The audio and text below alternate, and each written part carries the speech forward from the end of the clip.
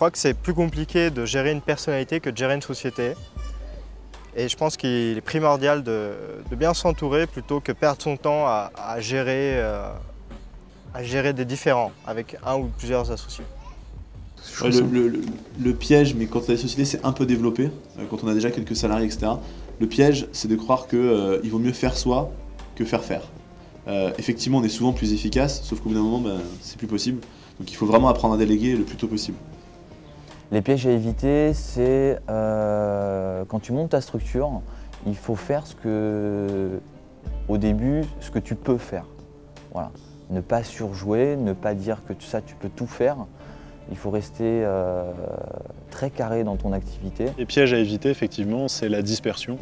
Donc peut-être être capable de temps en temps de réfréner son envie d'innovation, de développer tous azimuts et réussir à se concentrer sur un début d'activité viable et qui permet à l'entreprise de se développer sereinement.